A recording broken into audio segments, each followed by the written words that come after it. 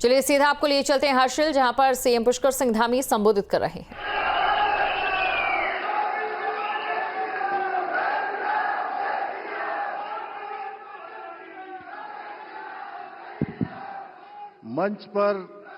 मंच पर विराजमान हमारे प्रेरणापुंज और विश्व के सर्वाधिक लोकप्रिय नेता आदरणीय प्रधानमंत्री श्री नरेंद्र मोदी जी, भारतीय जनता पार्टी के प्रदेश अध्यक्ष, राज्यसभा के सांसद आदरणीय महेंद्र भट्ट जी,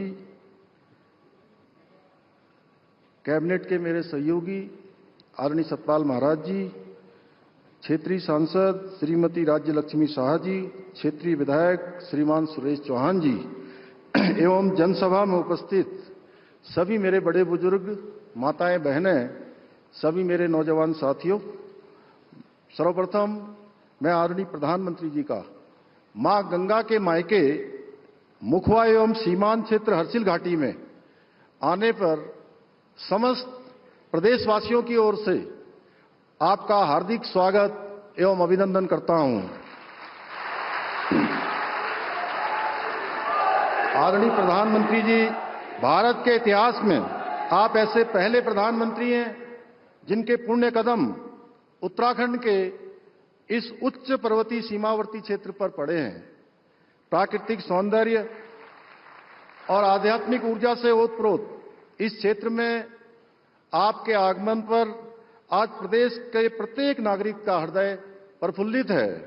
यह हमारा सौभाग्य है कि उत्तराखंड के चहुमुखी विकास के साथ साथ यहां की आध्यात्मिक एवं सांस्कृतिक विरासत को आगे बढ़ाने में हमें सदैव आपका मार्गदर्शन एवं सहयोग प्राप्त होता रहा है। उत्तराखंड के प्रति आपके असीम अनुराग और अनन्य स्नेह का ही परिणाम है कि आपके स्वर्णिम पग जब जब देवभूमि की धरती पर पड़े हैं, तब तब हमें उसका लाभ प्राप्त हुआ है। इसी क्रम में आज आपके पधारने से पूरे सीमांत क्षेत्र सहित संपूर्ण उत्तराखंड में पर्यटन को बृहद स्तर पर बढ़ावा मिलेगा, प्रोत्साहन मिलेगा। भाइयों बहनों, आदरणीय प्रधानमंत्री जी से मुझे जितनी बार भी भेंट करने का शुभ अवसर प्राप्त होता है, मुझे उत्तराखंड के विकास में अपने विकल्प रहित संकल्प को पूर्ण करने के लिए हमेशा एक नई दृष्टि और मार्गदर्शन प्राप्त हुआ है। इसी का परिणाम है कि चाहे उत्तराखंड में ग्लोबल इन्वेस्टर समिट हो या विश्व स्तरीय जी सम्मेलन की बैठकों का आयोजन हो या यूसीसी जैसा कानून लागू करना हो या फिर अभी हाल ही में उत्तराखंड में आयोजित हुए 38वें राष्ट्रीय खेलों का भव्य आयोजन हो, ये सभी अभूतपूर्व एवं ऐतिहासिक कार्य आदरणीय प्रधानमंत्री जी से प्राप्त मार्गदर्शन एवं सहयोग से ही सफलतापूर्वक संपन्न हो सके हैं। इतना ही नहीं, उत्तराखंड में जब भी कोई विपदा आई है, आपदा आई है, आदरणीय प्रधानमंत्री जी ने सदैव उसके निवारण हेतु आगे बढ़कर हमारा साथ दिया है, हमारा उत्साहवर्धन किया है, हमारा मार्गदर्शन किया है।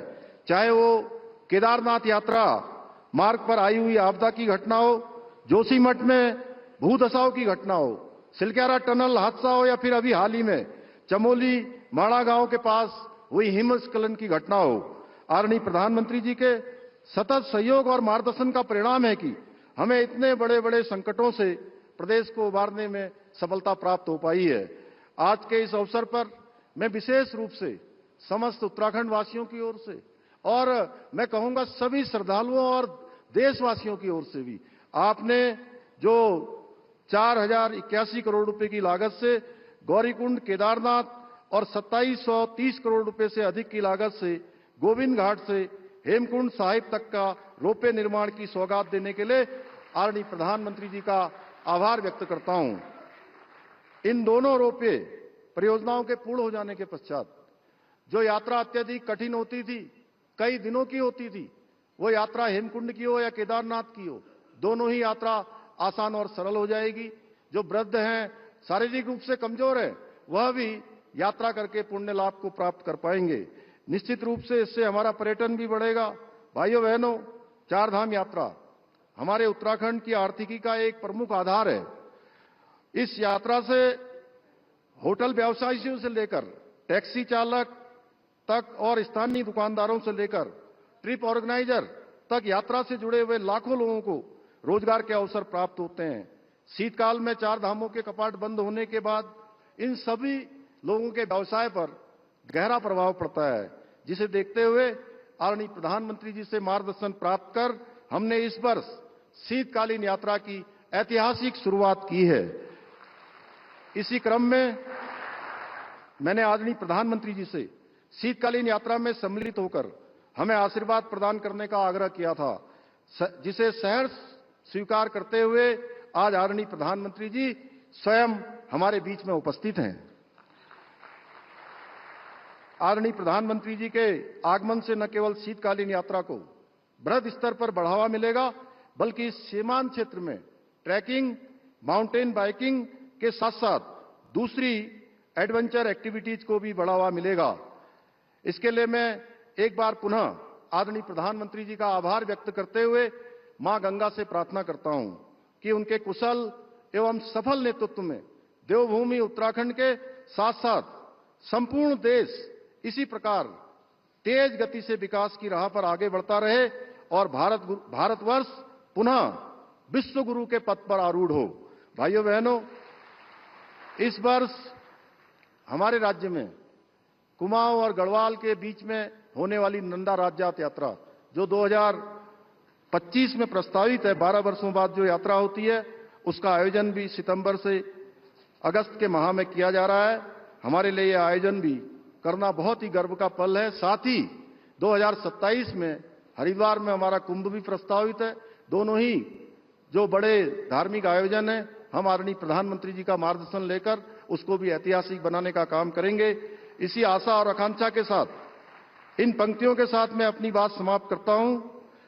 सदियों बाद भारत को फिर से विश्व में मान दिलाया है, सदियों बाद भारत को फिर से विश्व में मान दिलाया है, एकता और अखंडता का फिर से दीप जलाया है, जिसने अपनी निष्ठा से एक स्वर्णिम भारत बनाया है। मोदी जी के रूप में हमने एक देवदूत को पाया है, मोदी जी के रूप में हमने एक देवदूत को पाया है। बहुत बहुत धन्यवाद।